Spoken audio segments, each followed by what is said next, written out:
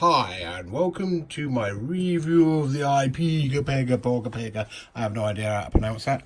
Wireless retractable controller. So this thing here apparently is iOS compatible, Android compatible, Windows compatible, and Switch compatible, and it has easy select modes on it. So here it is. I'm not going to do an unboxing. Who the hell wants to see someone unbox a product? I mean, come on. So anyway, here it is, and this thing is actually quite nice. Now, I haven't actually been in this, but I'll get to that later with my downsides to it. Charge port, I don't know if you can see that, which uses micro USB. It does have a little switch on the side. I've not actually used it. So, and on the side it is controller. That's for, I'm assuming, Windows. Then you've got the switch, and then you've got two other, an X and an I. I have no idea, because the manual, to be perfectly honest, is pants. So with that in mind, what we want to do is, stop laughing, cameraman. Right. Sorry. On the back we have a lock switch, which, well, locks things. Unpull that and you can extend it. You can extend it that far that you could probably fit a PlayStation 4 in there. In fact, yes, you could, with a bit of room to. In fact, right, you can't do the Xbox, but you can do a PlayStation if you fancied gluing a screen to your PlayStation and having wires dangling around. Will you stop laughing? I can't. God damn it, stop getting all the wires over the background there. We're trying to do a product review, not a wire distribution review. Oh God. Right, anyway, my cameraman seems to have a fits of giggles.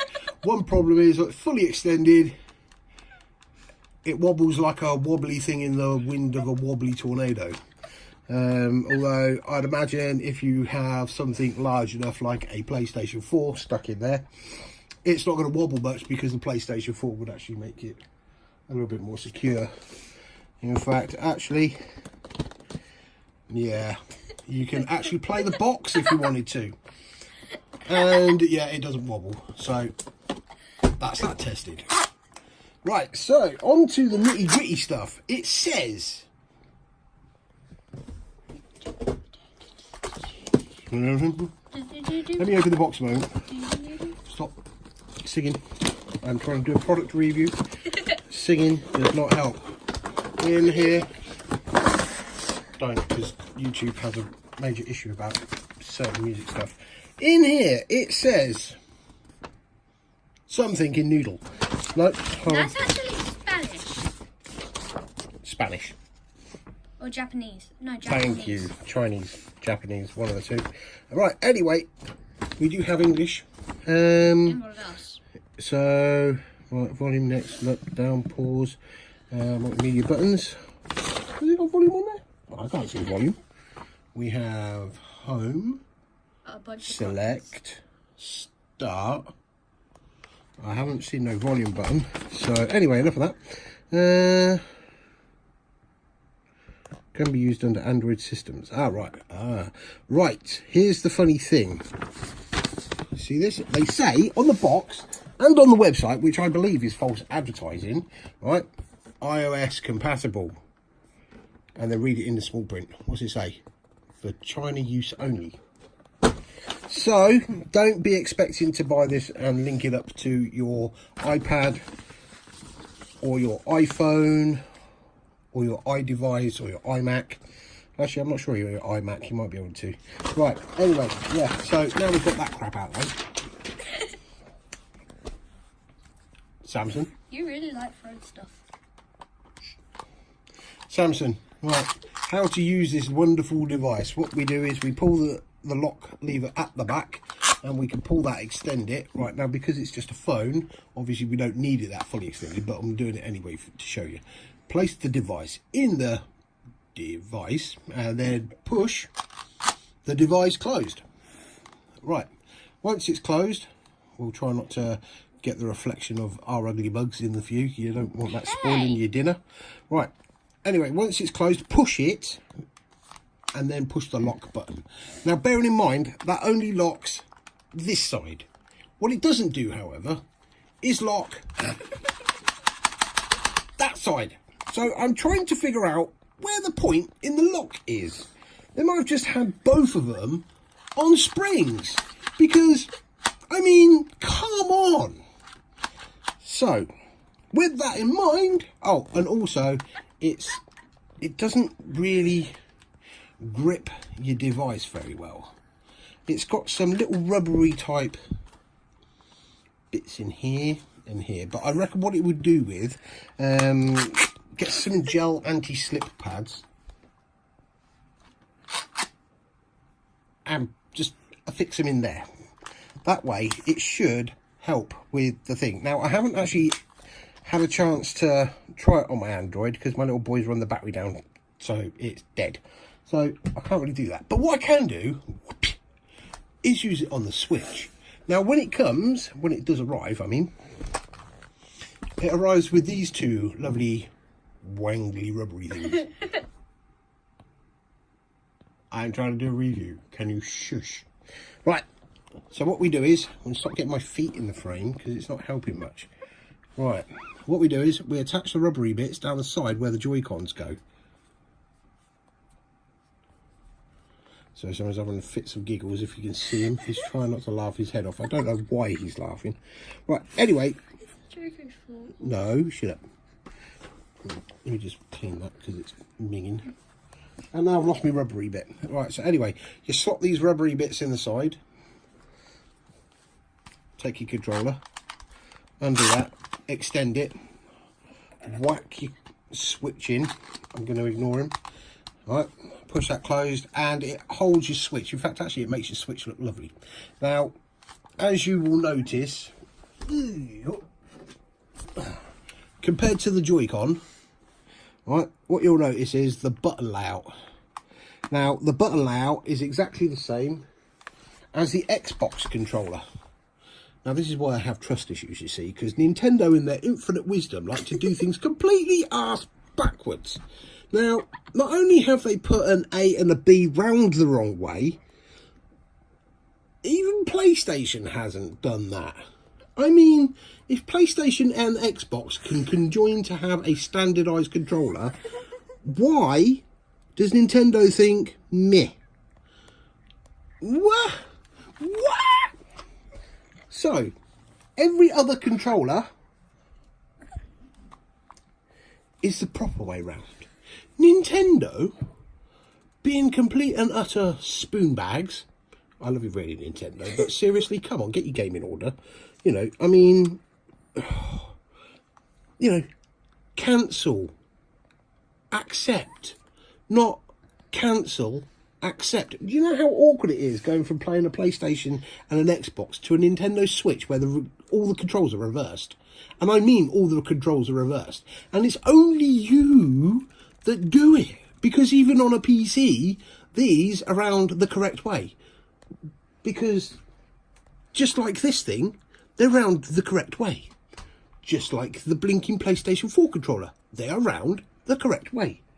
But Nintendo, and they don't even let you adjust them either, that is annoying. They don't even let you sort it out so you can have them round the way you used to. So anyway, let's crack on. So what we do is we start it up, go to the home. Now, this is already connected to this, but what I'm going to do is I'm going to reconnect it just to show you how easy it is. Literally to the controllers. Obviously, this is set on switch. I'd presume setting it to the controller would connect the same sort of way to, yeah, the Android. Right, so anyway, you go into there, and now you press this home button here. It sits there flashing a bit, like a little Christmas tree light. Pops up, press your A button, and that's it, you're done. So, now, obviously, if you wanted to play... Ooh, I died. Right, we're waiting to Zelda's loaded up.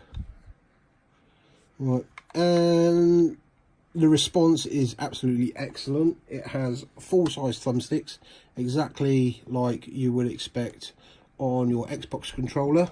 They are perfectly placed. When someone stops showing you the stainy bit on the carpet and moves it over so we can actually see the controller. Right, so basically it is very responsive.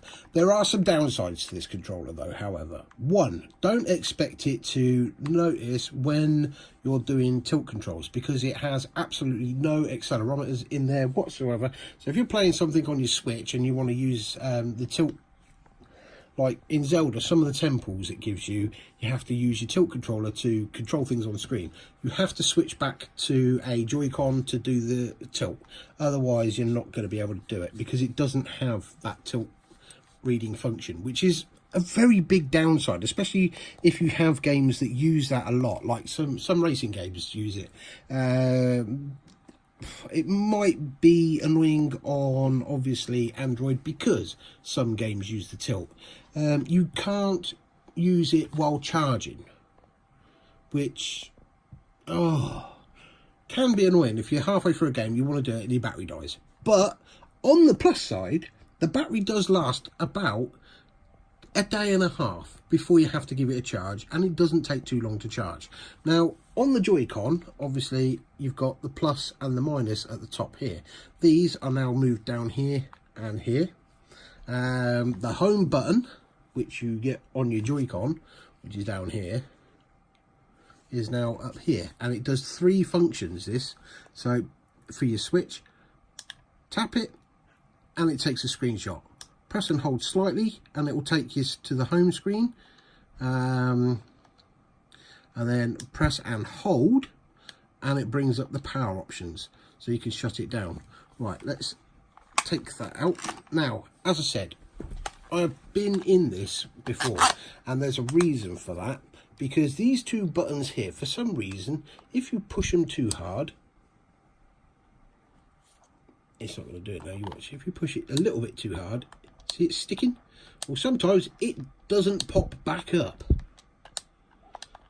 which can get really annoying, because if you accidentally press it too hard while you're in a game, there you go, now the jump button won't pop up. So you have to flick it and it comes up. Now, I'm not sure if this is just mine or inherent to the actual device itself. I've been inside and I've had a look at the little rubber pad, because I thought it was a vacuum issue. So I put a hole in it, but it still does it every now and again, which is really irritating, because you can't seem to get it back up unless you give it a knock. And I'm not sure how long it's going to be before that knocking affects something inside it and breaks it completely. But otherwise, for £15, which I paid, I got it, which was pretty much cheaper. It's not a bad handheld device. I mean, I went on a mad marathon playing Zelda with it, because the comfiness of it was a lot better than using the Joy-Cons. And it also makes your Switch look a hell of a lot better